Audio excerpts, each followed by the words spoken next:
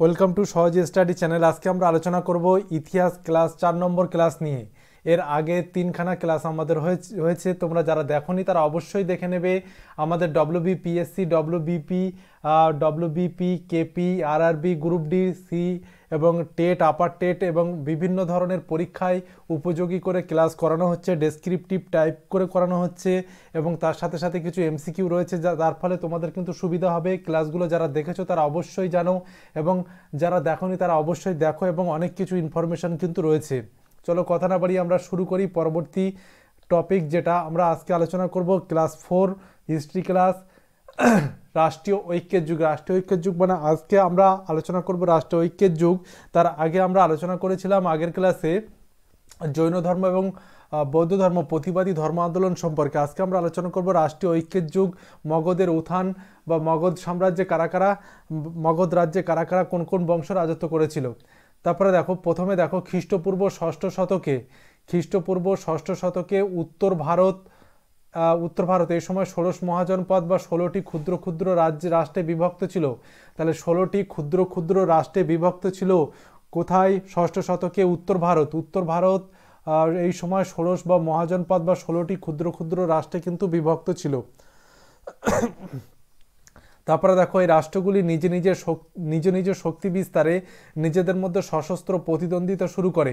মানে কি হয়, 16টি ক্ষুদ্র ক্ষুদ্র রাষ্ট্র বা 16 মহাজনপদ যেহেতু উত্থান হয়েছিল, সেহেতু উত্তর ভারতে এই সময় এই ছোট ছোট রাজ্যগুলোর মধ্যে নিজেদের মধ্যে প্রতিদ্বন্দ্বিতা বা সবসময় লেগেই থাকতো। শেষ পর্যন্ত মগধ কিন্তু ভারতের বিস্তীর্ণ স্থানে এক অখণ্ড সাম্রাজ্য প্রতিষ্ঠা করতে কিন্তু সক্ষম হয়েছিল। শেষ পর্যন্ত মগধ কিন্তু ভারতের বিস্তীর্ণ স্থানে এক অখণ্ড সাম্রাজ্য প্রতিষ্ঠা করতে কিন্তু সক্ষম হয় এবং যেহেতু বিভিন্ন 16টি রাজ্য বা 16টি ক্ষুদ্র ক্ষুদ্র রাষ্ট্র ছিল, বিভিন্ন গোষ্ঠী উপজাতির মধ্যে কিন্তু সশস্ত্র প্রতিদ্বন্দ্বিতা সবসময় চলতেই থাকতো। তারপরে দেখো, মগধের প্রথম রাজবংশ ছিল হর্যঙ্ক বংশ। এই বংশের প্রথম রাজা কে ছিলেন? বিম্বিসার। 545 খ্রিস্টপূর্বাব্দে কিন্তু সিংহাসনে তিনি আরোহণ করেছিলেন। তাহলে মগধের প্রথম রাজা ছিল হর্যঙ্ক বংশ এবং রাজা ছিলেন বিম্বিসার। 545 খ্রিস্টাব্দে কিন্তু তিনি প্রথমে সিংহাসনে বসে এবং মগধের শক্তি ও মর্যাদা কিন্তু সেই সময় থেকে বাড়ে। তার উপাধি ছিল, আমরা দেখব তার উপাধি কি ছিল। তিনি বিভিন্ন রাজ্যকে, ছোট ছোট অনেকগুলো রাজ্যকে কিন্তু তিনি জয় করেছিলেন। তিনি রাজধানী গিরিব্রজ থেকে রাজগৃহে স্থানান্তর করেন। তিনি মগধের যে রাজধানী ছিল গিরিব্রজ, সেখান থেকে কিন্তু তিনি প্রথমে রাজগৃহে তার রাজধানীটা প্রথমে কিন্তু নিয়ে যান এবং তারপরে ভারতীয় রাজাদের মধ্যে বিম্বিসারই কিন্তু প্রথম দক্ষ শাসন ব্যবস্থার গুরুত্ব উপলব্ধি করেছিলেন। খুবই গুরুত্বপূর্ণ এটা দেখবে যে ভারতীয় রাজাদের মধ্যে বিম্বিসারই কিন্তু প্রথম দক্ষ শাসন ব্যবস্থার গুরুত্ব কিন্তু তিনি উপলব্ধি করতে পেরেছিলেন এবং তিনি গিরিব্রজ থেকে রাজগৃহে কিন্তু রাজধানী স্থানান্তর করেছিলেন। এবং বিম্বিসারের উপাধি খুবই ইম্পর্টেন্ট। বিম্বিসারের উপাধি ছিল শ্রেণিক। বিম্বিসারের উপাধি কি ছিল? বিম্বিসারের উপাধি ছিল শ্রেণিক উপাধি ছিল। বিম্বিসারের পর তার পুত্র কিন্তু অজাতশত্রু মগধের সিংহাসনে বসে 493 খ্রিস্টপূর্বাব্দে। 493 খ্রিস্টপূর্বাব্দে মগধের সিংহাসনে বসে অজাতশত্রু এবং তিনি কথায় মানে কথিত আছে যে তিনি বিম্বিসারকে হত্যা করেছিলেন। যাই হোক, বিম্বিসারের উপাধি ছিল শ্রেণিক এবং বিম্বিসারের পুত্র অজাতশত্রু কিন্তু মগধের সিংহাসনে বসে। তার উপাধি ছিল কুনিক ছিল কিন্তু তার উপাধি। এবং তার আমলে 36টি গণরাজ্য মগধের বিরুদ্ধে কিন্তু যুদ্ধ শুরু করে। তার আমলে 36টি গণরাজ্য কিন্তু মগধের বিরুদ্ধে যুদ্ধ শুরু করে, কারণ অজাতশত্রুর মূল লক্ষ্য ছিল গঙ্গার উত্তরকূল উপকূল দখল করা। সেজন্য 36টি মল্ল ব্রিজি সহ প্রায় 36টি রাজ্য মগধের বিরুদ্ধে কিন্তু যুদ্ধ শুরু করে এবং লিচ্ছবিদের পক্ষে এক শক্তিজোট গঠন করে। এবং মগধের যে যুদ্ধ হয়েছিল তার দীর্ঘ 16 বছর ধরে কিন্তু যুদ্ধ হয়েছিল এবং শেষ পর্যন্ত তিনি বৈশালী এবং কৌশলকে দখল করে নেয় এবং মগধ কিন্তু সর্বশেষ শক্তিশালীতে একাধিপত্য তিনি স্থাপন করেছিলেন। আবারও বলে রাখি যে আমাদের এই চ্যানেলে কিন্তু অনলাইন যে ম্যাথ ক্লাস শুরু হয়েছে, চ্যাপ্টার ওয়াইজ ক্লাস রয়েছে এবং একদম কমফোর্টেবল প্রাইস রয়েছে। একদম দেখবে তোমরা, এবং কন্ট্যাক্ট নম্বরে তোমরা অবশ্যই যোগাযোগ করে নিয়ে কিন্তু ভর্তি হয়ে যাবে। যে ম্যাথে যারা দুর্বল রয়েছে একদম জিরো থেকে বেসিক লেভেল থেকে শুরু করে অ্যাডভান্স লেভেল পর্যন্ত কিন্তু তোমাদের লেভেলটা কিন্তু তৈরি এখানে করানো হবে। এবং চ্যাপ্টার ওয়াইজ প্রতিটা ক্লাস ধরে ধরে ইন্টারাকশান ক্লাস রয়েছে, ডাউট ক্লিয়ারিং ক্লাস রয়েছে। প্রতিটা ক্লাস কিন্তু তোমাদের উপকার কিন্তু তোমরা পাবে ম্যাথে। চলো পরে এটা দেখে নিই যে অজাতশত্রু পর তার পুত্র উদয়ী বা উদয়ী ভদ্র কিন্তু সিংহাসনে বসে 459 খ্রিস্টপূর্বাব্দে। তাহলে অজাতশত্রুর পর তার পুত্র কিন্তু উদয়ী বা উদয়ী ভদ্র সিংহাসনে বসে কবে? 459 খ্রিস্টপূর্বাব্দে কিন্তু সিংহাসনে বসে। তিনি গঙ্গা ও সোন নদীর সঙ্গমস্থলে পাটলিপুত্র নামক স্থানে কিন্তু তিনি রাজধানী স্থানান্তর করেন। তিনি গঙ্গা ও সোন নদীর সঙ্গমস্থলে পাটলিপুত্র নামক স্থানে তিনি রাজধানী স্থানান্তর করেন, অর্থাৎ রাজধানী সরিয়ে নিয়ে গিয়েছিল তিনি গঙ্গা ও সোন নদীর সঙ্গমস্থলে পাটলিপুত্র নামক স্থানে। উদয়ের পর অনুরুদ্ধ বলে শাসক সিংহাসনে বসে। এরপর মুন্ডু নাগদশক সিংহাসনে বসেছিলেন। তাহলে হর্যঙ্ক বংশের শেষ রাজা ছিলেন কে? নাগদশক। নাগদশক কিন্তু শেষ রাজা ছিলেন। এবং 430 খ্রিস্টপূর্বাব্দে হর্যঙ্ক বংশের শেষ শাসক নাগদশককে হত্যা করে তার সভাসদ শিশুনাগ মগধের সিংহাসনে বসে এবং শিশুনাগ বংশ কিন্তু শুরু হয়। মগধের শিশুনাগ বংশ শুরু হয় 430 খ্রিস্টপূর্বাব্দে। এবং হর্যঙ্ক বংশের শেষ শাসক কে ছিল? নাগদশক। তাকে হত্যা করে সভাসদ শিশুনাগ মগধের সিংহাসনে বসেছিলেন। হলো তারপরে দেখো তিনি রাজধানী প্রথমে গিরিব্রজ পরে বৈশালীতে কিন্তু স্থানান্তর করেন। তাহলে শিশুনাগ বংশ যেখানে শুরু হয়, শিশুনাগ বংশে শিশুনাগ গিরিব্রজ থেকে বৈশালীতে রাজধানী কিন্তু স্থানান্তর করেছিলেন। তার আমল কিন্তু মগধে উত্তর ভারতে শ্রেষ্ঠ রাজ্যে কিন্তু পরিণত হয়। এটা এই জায়গাটা একটু খেয়াল রাখবে। এটা নাগদশক হত্যা করে তার সভাসদ শিশুনাগ মগধের সিংহাসনে কিন্তু বসে। শিশুনাগ বংশ শুরু করে। তার আমলে মগধ কিন্তু উত্তর ভারতের শ্রেষ্ঠ রাজ্যে কিন্তু পরিণত হয়েছিল। তার মৃত্যুর পর পুত্র কালাশোক বা কাকবর্ণ মগধের সিংহাসনে বসে। নন্দবংশের একদম শেষ রাজা কালাশোক বা কাকবর্ণ কিন্তু সিংহাসনে বসে। তিনি আবার পাটলিপুত্রের রাজধানী কিন্তু নিয়ে যান, মগধের রাজধানী আবার পাটলিপুত্রে নিয়ে যান। তারপরে দেখো নন্দবংশ, এরপরে আসছি নন্দবংশ। নন্দবংশের মহাপদ্মনন্দ ছিলেন বিখ্যাত নন্দবংশের প্রতিষ্ঠাতা। তাহলে মহাপদ্মনন্দ কে ছিলেন? বিখ্যাত নন্দবংশের প্রতিষ্ঠাতা ছিল মহাপদ্মনন্দ। এবং তাকে পুরাণে একরাট বা একছত্র সম্রাট বা সর্বক্ষত্রান্তক বলা হয়েছে। কেন বলা হয়েছে? তিনি সকল ক্ষত্রিয় রাজাদের কিন্তু তিনি উচ্ছেদ করেছিলেন। তিনি সকল ক্ষত্রিয় রাজাদের উচ্ছেদ করে তিনি বড় উত্তর ভারতের বড় সাম্রাজ্যের অধীশ্বর হতে চেয়েছিলেন। সেজন্য তাকে পুরাণে একরাট বা একছত্র সম্রাট বা সর্বক্ষত্রান্তক বলা হচ্ছে। এবং তাকে দ্বিতীয় পরশুরাম, খুবই ইম্পর্টেন্ট প্রশ্ন যেটা, যে দ্বিতীয় পরশুরাম কাকে বলা হয়? এছাড়াও ডক্টর রাধাকুমুদ মুখোপাধ্যায়ের মতে মহাপদ্মনন্দ ছিলেন উত্তর ভারতের ছিলেন প্রথম মহান ঐতিহাসিক সম্রাট ছিলেন তিনি। তাহলে ডক্টর রাধাকুমুদ মুখোপাধ্যায়ের মতে মহাপদ্মনন্দ ছিলেন উত্তর ভারতের প্রথম মহান ঐতিহাসিক সম্রাট ছিলেন তিনি। তাহলে ডক্টর রাধাকুমুদ মুখোপাধ্যায় কে ছিলেন? ডক্টর রাধাকুমুদ মুখোপাধ্যায়ের মতে মহাপদ্মনন্দ ছিলেন উত্তর ভারতের প্রথম মহান ঐতিহাসিক সম্রাট। এই বংশের শেষ রাজা ছিল, ভালো করে লক্ষ্য করো, এই বংশের শেষ রাজা ছিল ধননন্দ। এবং তিনি বিশাল সাম্রাজ্য এবং শক্তিশালী সেনাবাহিনীর অধিপতি ছিলেন কিন্তু তিনি। তাহলে নন্দবংশের শেষ রাজা কে ছিল? ধননন্দ। গঙ্গা, সোন ও চম্পা নদী বেষ্টিত মগধ ছিল অতি সুরক্ষিত। এই যে মগধ আমরা আলোচনা করছি, শেষ পর্যন্ত মগধই কিন্তু শক্তিশালী গণরাজ্যে পরিণত হয়েছিল। এবং গঙ্গা, সোন ও চম্পা নদী বেষ্টিত মগধ ছিল অতি সুরক্ষিত। তাহলে কোন কোন নদী বেষ্টিত? পরীক্ষায় আসে যে গঙ্গা, সোন ও চম্পা নদী বেষ্টিত, অর্থাৎ মগধ ছিল গঙ্গা, সোন ও চম্পা নদী বেষ্টিত, মগধ ছিল অতি সুরক্ষিত। আবার একটা দেখো, গঙ্গা, সোন ও গণ্ডক নদীর সঙ্গমস্থলে ছিল পাটলিপুত্র, অর্থাৎ মগধের রাজধানী ছিল পাটলিপুত্র। সেটা কোথায়? গঙ্গা, সোন ও গণ্ডক নদীর সঙ্গমস্থলে পাটলিপুত্র। তাহলে গঙ্গা, সোন ও চম্পা নদী বেষ্টিত মগধ ছিল অতি সুরক্ষিত। গঙ্গা, সোন ও গণ্ডক নদীর সঙ্গমস্থলে ছিল পাটলিপুত্র। এবং মগধের প্রথম যে রাজধানী ছিল রাজগৃহ, সেটা 5টি পাহাড় দ্বারা বেষ্টিত ছিল, যেখানে শত্রুর আক্রমণ করতে কিন্তু খুবই অসুবিধার সম্মুখীন হতো। অর্থাৎ এই কারণে কিন্তু মগধ একটা শক্তিশালী শেষ পর্যন্ত রাজ্যে পরিণত হয়েছিল। গঙ্গা ছিল মগধের কিন্তু হৃৎপিণ্ড। তাহলে গঙ্গা ছিল মগধের হৃৎপিণ্ড, এটা মনে রাখবে।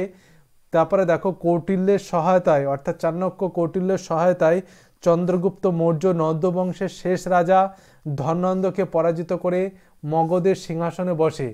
তাহলে কৌটিল্যের সহায়তায় চন্দ্রগুপ্ত মৌর্য নন্দ বংশের শেষ রাজা ধননন্দকে পরাজিত করে মগধের সিংহাসনে তিনি বসেছিলেন। এরপরে শুরু হয় কিন্তু মৌর্য বংশ। এরপরে শুরু হয় কি? মৌর্য বংশ শুরু হয়। ভালো করে মনে রাখবে, চন্দ্রগুপ্ত মৌর্য ধননন্দকে পরাজিত করে মৌর্য বংশ প্রতিষ্ঠা করে। কার সহায়তায় প্রতিষ্ঠা করে? কৌটিল্যের সহায়তায় প্রতিষ্ঠা করেছিল। এরপরে শুরু হচ্ছে দেখো মৌর্য বংশ। পুরাণ মতে চন্দ্রগুপ্ত মৌর্য যেহেতু মৌর্য সাম্রাজ্য প্রতিষ্ঠা করেছিলেন, ওই কারণে পুরাণ মতে চন্দ্রগুপ্ত মৌর্যের মাতা ছিলেন নন্দবংশীয় আর এক রাজার শূদ্র পত্নী ছিলেন, এবং মুরার নাম থেকে এই বংশ মৌর্য বংশ নামে পরিচিত হয়।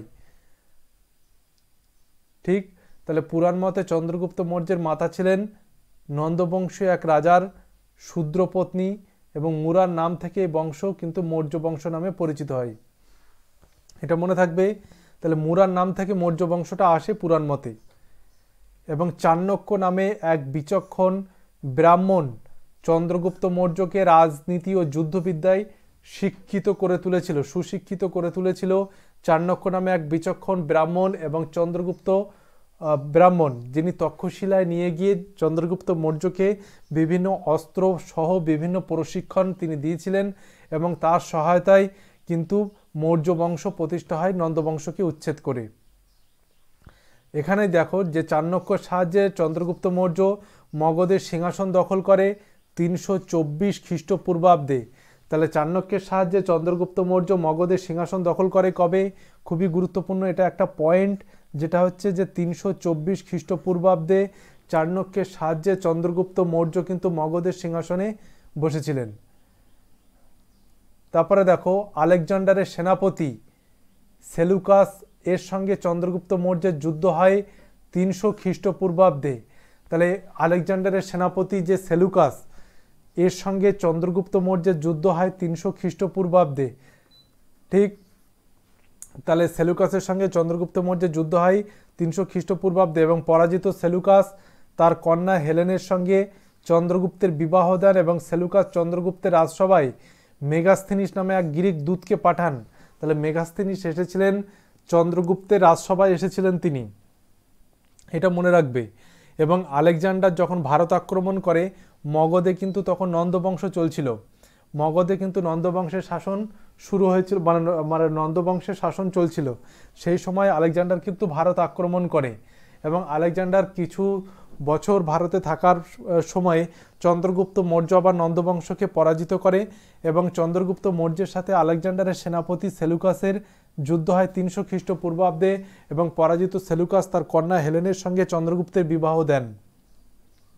ঐতিহাসিক হেমচন্দ্র রায়চৌধুরী তাকে ভারতের প্রথম ঐতিহাসিক বৃহৎ সাম্রাজ্যের স্থাপত্যা বলে উল্লেখ করেছেন। তাহলে ঐতিহাসিক হেমচন্দ্র রায়চৌধুরী তাকে কি বলেছেন? যে ভারতের প্রথম ঐতিহাসিক বৃহৎ সাম্রাজ্যের স্থাপত্যা। কারণ ইতিপূর্বে আর কোনো ভারতীয় নরপতি এত বড় সাম্রাজ্য স্থাপন করতে কিন্তু সক্ষম হয়নি, তাই না? তাহলে মৌর্য সাম্রাজ্যের ওপর চন্দ্রগুপ্ত মৌর্যের কৃতিত্ব ছিল, অসামান্য কৃতিত্বের অধিকারী ছিলেন তিনি। তাহলে এই জিনিসটা মনে রাখবে। আর বিম্বিসারের সম্পর্কে একটা বলা হয়েছিল, আমি এর আগের স্লাইডে বা তার আগের স্লাইডে আমি বলেছিলাম যে ভারতে সর্বপ্রথম ভারতীয় রাজাদের মধ্যে বিম্বিসারই কিন্তু প্রথম দক্ষ শাসন ব্যবস্থার গুরুত্ব উপলব্ধি করতে পেরেছিলেন। আর এই জায়গাটায় ভালো করে লক্ষ্য করো যে ভারতে প্রথম ঐতিহাসিক বৃহৎ সাম্রাজ্যের স্থাপত্যা বলে অভিহিত করেছেন তিনি, হেমচন্দ্র রায়চৌধুরী তাকে, কাকে? চন্দ্রগুপ্ত মৌর্যকে। তারপর দেখো চন্দ্রগুপ্ত মৌর্যের আমলে যে বিশাল মৌর্য সাম্রাজ্য ছিল, মৌর্য সাম্রাজ্যের 4টি প্রদেশে কিন্তু বিভক্ত ছিল। তাহলে চন্দ্রগুপ্তের আমলে বিশাল মৌর্য সাম্রাজ্যের 4টি প্রদেশে বিভক্ত ছিল। পরীক্ষায় আসে যে কয়টি প্রদেশে বিভক্ত ছিল, উত্তর হবে 4টি প্রদেশে বিভক্ত ছিল। কি কি দেখে নিই, দেখো ভালো করে লক্ষ্য করো। 4টি: প্রাচ্য, উত্তরাপথ, অবন্তী ও দক্ষিণাপথ। তাহলে চন্দ্রগুপ্তের আমলে বিশাল মৌর্য সাম্রাজ্যের 4টি প্রদেশে বিভক্ত ছিল। কি কি? প্রাচ্য, উত্তরাপথ, অবন্তী ও দক্ষিণাপথ। মনে থাকবে। তাহলে চন্দ্রগুপ্তের আমলে বিশাল মৌর্য সাম্রাজ্যের 4টি প্রদেশে বিভক্ত ছিল। এদের রাজধানীগুলো কি কি ছিল? প্রাচ্যের রাজধানী ছিল পাটলিপুত্র, উত্তরাপথের রাজধানী ছিল তক্ষশিলা এবং অবন্তীর রাজধানী ছিল উজ্জয়িনী এবং দক্ষিণাপথের রাজধানী ছিল সুবর্ণগিরি। তাহলে প্রাচ্যের রাজধানী ছিল, এটা যদি 1 নম্বর হয় এটা 1 নম্বর পাটলিপুত্র, এটা যদি 2 নম্বর হয় তক্ষশিলা উত্তরাপথের রাজধানী, এটা যদি 3 নম্বর হয় দেখবে এই যে উজ্জয়িনী 3, 4 নম্বর দক্ষিণাপথ, সুবর্ণগিরি 4। তাহলে এদের রাজধানী কি ছিল? পাটলিপুত্র, তক্ষশিলা, উজ্জয়িনী এবং সুবর্ণগিরি। প্রদেশগুলিকে দেশ বলা হতো। প্রদেশগুলিকে চন্দ্রগুপ্ত মৌর্যের আমলে যে প্রদেশগুলো ছিল সেগুলোকে দেশ বলা হতো এবং সম্রাট স্বয়ং পাটলিপুত্র থেকে মধ্য প্রাচ্য প্রদেশের শাসন কার্য পরিচালনা করতেন। অর্থাৎ চন্দ্রগুপ্ত মৌর্য অর্থাৎ মৌর্য সাম্রাজ্যের রাজা সম্রাট প্রাচ্য প্রদেশের থেকে শাসন কার্য কিন্তু পরিচালনা করতেন। গ্রাম ছিল মৌর্য শাসন ব্যবস্থার সর্বনিম্ন স্তর। গ্রাম ছিল মৌর্য শাসন ব্যবস্থার কিন্তু সর্বনিম্ন স্তর এবং গ্রামের প্রধানকে গ্রামিক বলা হতো। গ্রামিকের উপরে ছিলেন গোপ, তিনি ছিলেন আরও 5-10টা গ্রামের প্রধান ছিলেন এবং তা জেলায় বিভক্ত ছিল এবং প্রদেশে বিভক্ত ছিল। এগুলো মনে রাখবে। তাহলে গ্রাম ছিল মৌর্য শাসন ব্যবস্থার সর্বনিম্ন স্তর। গ্রামের প্রধানকে কি বলা হতো? গ্রামিক বলা হতো। গ্রামের প্রধানকে কি বলা হতো? গ্রামিক বলা হতো। তারপর দেখো গ্রামিকের উপরে ছিল গোপ। গ্রামিকের ওপরে কি ছিল? গোপ। তিনি 5-10টি গ্রামের প্রধান ছিলেন, এটা মনে রাখবে। গ্রামিকের ওপরে গোপ। গ্রামের প্রধানকে যে গ্রামিক বলা হতো এটা কিন্তু পরীক্ষায় বারবার আসে। গ্রামের প্রধানকে গ্রামিক বলা হতো, ঠিক। এবং গ্রামিকের উপরে, এই জায়গাটা একটু বানানটা দেখবে, এটা গয়রা ফলা আকার হবে। গ্রামিকের উপরে গোপ ছিল, তিনি 5-10টি গ্রামের প্রধান ছিলেন এবং সমাহর্তা ছিলেন জেলার প্রধান শাসনকর্তা। তাহলে গ্রাম, গোপ, জেলার শাসনকর্তা, সমাহর্তা, এই জিনিসগুলো কিন্তু পরীক্ষা আসে, খুবই খুঁটিয়ে আসে। খুঁটিয়ে পড়বে, ক্লাসে নোট ডাউন করবে এবং আমি এইভাবেই পয়েন্টগুলো কিন্তু তৈরি করা যাতে তোমাদের মনে রাখতে সুবিধা হয় বা তোমাদের বারবার পড়ে মুখস্থ হয়ে যায় বা ক্লাসটা বারবার দেখলে তোমাদের ব্রেনে জিনিসটা থেকে যায়। এইগুলো কিন্তু খুবই গুরুত্বপূর্ণ এবং ইতিহাস বইয়ের একদম কর্নার থেকে তুলে আনা যে সমস্ত ইনফরমেশান যেগুলো আমাদের পরীক্ষায় বারবার আসে, তাই না? সেই জিনিসগুলো কিন্তু অবহেলা না করে, এড়িয়ে না গিয়ে নোট ডাউন করবে এবং বারবার কিন্তু ক্লাসটা দেখবে। প্রদেশের শাসনকর্তাকে বলা হতো প্রাদেশিক। প্রদেশের শাসনকর্তাকে কি বলা হতো? প্রাদেশিক বলা হতো। তাহলে সমাহর্তা, গোপ, গ্রামিক এরা কারা ছিল, কোন কোন জায়গার প্রধান ছিল, এই জিনিসগুলো কিন্তু মনে রাখবে। মৌর্য যুগে অর্থশাস্ত্রে 2 ধরনের বিচারালয়ের উল্লেখ আছে। 2 ধরনের বিচারালয় মানে হচ্ছে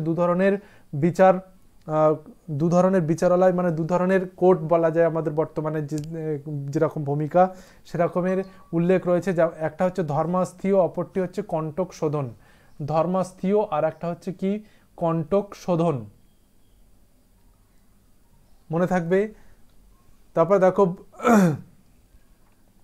এই জায়গাটা আরেকটা জিনিস আমি বলে দিই যে ধর্মাস্থীয় এবং কণ্টক শোধন দুটি উল্লেখ রয়েছে অর্থশাস্ত্রে, তাই না? দেশের অন্য জায়গায় কিন্তু বিচারালয় ছিল, যেমন গ্রামে গ্রামিক বিচার করতেন। হ্যাঁ, বিচার বিভাগে সর্বে ছিল রাজা, সম্রাট ছিল বিচার বিভাগে সর্বেসর্বা। হ্যাঁ, তিনি মন্ত্রীদের বা শাস্ত্রজ্ঞ অভিজ্ঞ মন্ত্রীদের সাথে বিচার কার্য পরিচালনা করতেন। তিনি নিজে অনেক সময় বিচার পরিচালনা তিনি করতেন।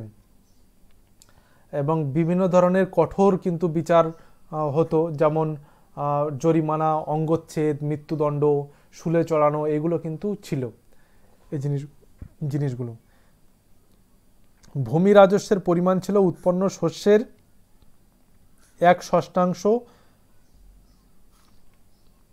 বা 1/4। তাহলে ভূমি রাজস্বের পরিমাণ কত ছিল? উৎপন্ন শস্যের 1/6 বা 1/4 ছিল ভূমি রাজস্বের পরিমাণ। এটা পরীক্ষা আসে। তারপর দেখো, প্রথম বৌদ্ধ সঙ্গীত অনুষ্ঠিত হয়। প্রথম যে বৌদ্ধ সঙ্গীত অনুষ্ঠিত হয়েছিল, এর আগের ক্লাস আমরা বারবার আলোচনা করেছি।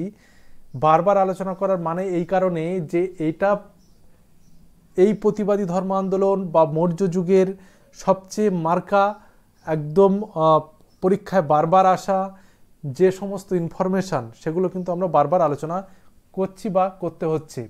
যে বৌদ্ধ সঙ্গীত অনুষ্ঠিত হয় অজাতশত্রুর আমলে 486 খ্রিস্টপূর্বাব্দে। অজাতশত্রু কার পুত্র ছিল?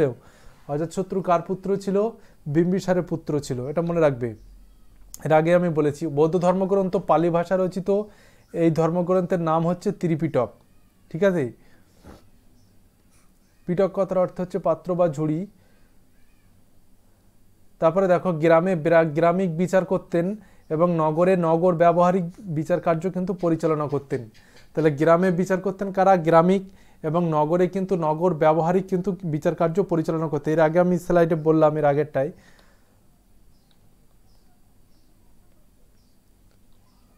তাহলে আজকে আমরা যেটা আলোচনা করলাম যে মৌর্য সাম্রাজ্য সম্পর্কে, মৌর্য সাম্রাজ্যের কিছুটা হয়েছে, কিছুটা এখনো বাকি রয়েছে, আমরা পরবর্তী ক্লাসে আলোচনা করব। কিন্তু তার আগে বারবার এই ক্লাসগুলো দেখবে যে আমাদের একটা বংশ যখন মগধে একটা বংশ যখন শেষ হচ্ছে, মগধে যখন একটা বংশ শেষ হচ্ছে আর একটা বংশ যখন মানে রাজত্ব চালাচ্ছে, তখন তার যখন শেষ হচ্ছে, এই যে গ্যাপগুলো, এই গ্যাপে কারা শেষ, কারা প্রথম, কার সহায়তায়, কার সাহায্যে প্রথম বংশটা প্রতিষ্ঠিত হয়, এই জিনিসগুলো কিন্তু লিঙ্ক করতে পারা, অর্থাৎ সংযোগ করতে পারা কিন্তু খুবই গুরুত্বপূর্ণ। এবং পরীক্ষায় কিন্তু এইভাবেই কিন্তু পড়া উচিত, যাতে আমাদের মনে থাকে।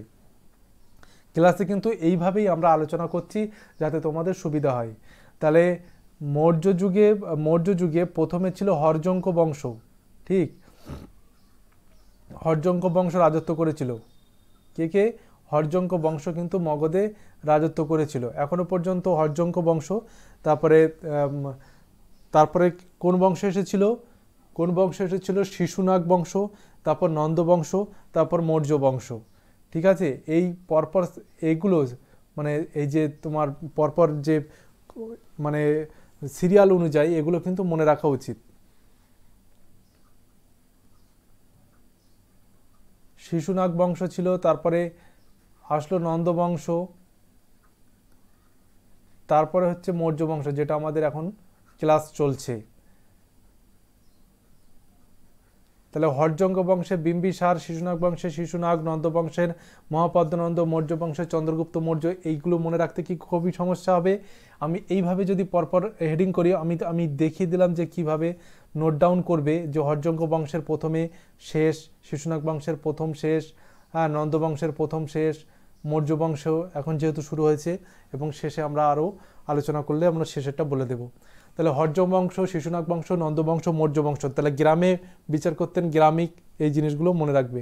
চলো এবার আমরা কিছু এমসিকিউ আলোচনা করি, তাহলে আমাদের আরও সুবিধা হবে।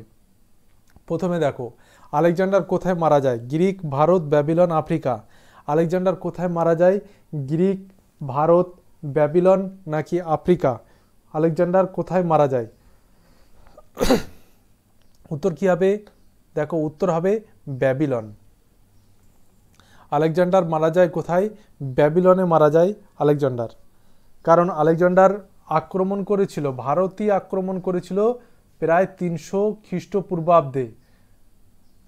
মগধের সিংহাসনে বসে 324 খ্রিস্টাব্দে চন্দ্রগুপ্ত মৌর্য, এবং তার আগে নন্দবংশ ছিল, মগধে নন্দবংশ ছিল, এবং সেই সময় কিন্তু আলেকজান্ডার কিন্তু ভারত আক্রমণ করে, এবং 327 খ্রিস্টপূর্বাব্দে তিনি হিন্দুকুশ পর্বতমালা তিনি অতিক্রম করে ভারতে চলে আসে এবং বিভিন্ন ছোট ছোট রাজাদের সাথে যুদ্ধের মাধ্যমে তিনি ভারতের অভ্যন্তরে কিছুটা প্রবেশ করেছিলেন। বিপাশা নদী পর্যন্ত অগ্রসর তিনি হয়েছিলেন এবং শেষে সেনাবাহিনীর বিরোধিতায় তিনি ফিরে যাচ্ছিলেন স্বদেশে, কিন্তু ব্যাবিলনে গিয়ে তিনি প্রবল জ্বরে আক্রান্ত হয়ে তিনি মারা যান। তারপর দেখো 2 নম্বর, বারাণসী যে নগরটা ছিল সেটা বেষ্টন করে গঙ্গার কোন দুটি শাখা নদী? বারাণসী নগরটিকে বেষ্টন করেছিল গঙ্গার কোন দুটি শাখা নদী? অরুণা, কাশী, বরুণা না অসি, রাভি, শতদ্রু, বিয়াস, অসি? কোনটি হবে? বারাণসী নগরকে বেষ্টন করেছিল গঙ্গার কোন দুটি শাখা নদী? দেখো উত্তর কি হবে? উত্তর হবে বরুণা ও অসি। বরুণা ও অসি ছিল বারাণসী নগরকে বেষ্টন করেছিল গঙ্গার কোন দুটি শাখা নদী? বরুণা ও অসি। তারপরে দেখো কোশল রাজ্যের রাজধানী কি ছিল? আমরা যে ষোড়শ মহাজনপদ পড়েছি সেখানে দেখো কোশল রাজ্যের রাজধানী পাটলিপুত্র, শ্রাবস্তী, বৈশালী, গোরক্ষপুর। প্রশ্নগুলো র্যান্ডমলি যেখান থেকে সেখান থেকে তুলে আনা নয়, কোনো না কোনো পরীক্ষায় আসাই কিন্তু প্রশ্ন।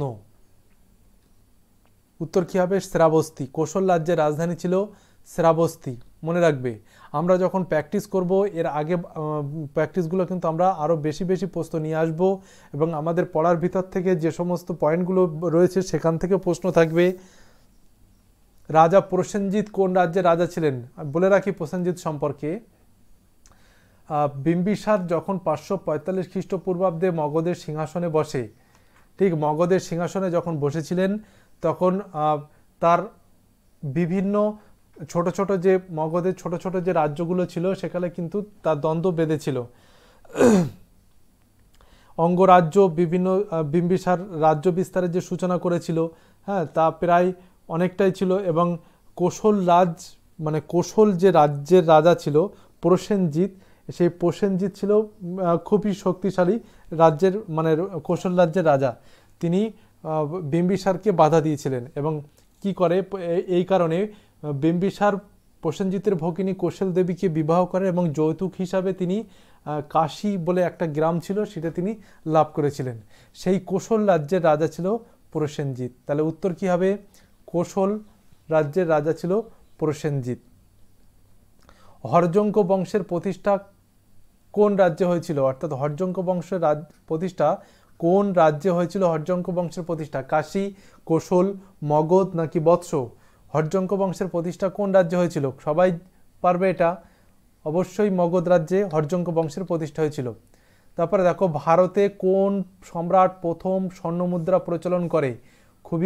কোন সম্রাট বলতে কোন সম্রাটদের যুগে বা কোন সম্রাটই আমলে বা রাজ শক্তির যুগে স্বর্ণমুদ্রা প্রচলন করে? খুবই গুরুত্বপূর্ণ প্রশ্ন, দেখবে এটা। ভারতে কোন সম্রাট প্রথম স্বর্ণমুদ্রা প্রচলন করে? উত্তর কি হবে? ইন্দো গ্রিকরা ভারতে কিন্তু প্রথম স্বর্ণমুদ্রার প্রচলন করে। আলেকজান্ডার কোথাকার সম্রাট ছিলেন? আলেকজান্ডার কোথাকার সম্রাট ছিলেন? মিশর, গ্রিক, রোম, অস্ট্রিয়া। কোথাকার সম্রাট ছিলেন? আলেকজান্ডার কবে ভারতে আসে? আমি বলে দিয়েছিলাম এর আগে। আলেকজান্ডার কোথাকার সম্রাট ছিল? গ্রিক দেশের রাজা ছিল আলেকজান্ডার। তারপরে দেখো পুরু কোন দুটি নদীর মধ্যবর্তী অঞ্চলে রাজা ছিলেন? পুরু কে ছিলেন? পুরু ছিলেন বিখ্যাত রাজা আলেকজান্ডারের সাথে বীরক্রমে, ছোট্ট রাজ্যের রাজা হয়েও বীরক্রমে আলেকজান্ডারের সাথে যুদ্ধ বাঁধিয়েছিলেন তিনি এবং দেহের 9টি স্থানে আঘাত চিহ্ন নিয়ে তিনি আলেকজান্ডারের হাতে গ্রেপ্তার হয়েছিলেন এবং আলেকজান্ডার তাকে জিজ্ঞাসা করেছিলেন যে তুমি আমার কাছ থেকে কেমন ব্যবহার আশা করো, কারণ আলেকজান্ডার তখন ভারত আক্রমণ করতে করতে ভিতরের দিকে ঢুকছিল এবং পুরু বাধা দিয়েছিল এবং পুরু তার সাথে যুদ্ধ করেছিল।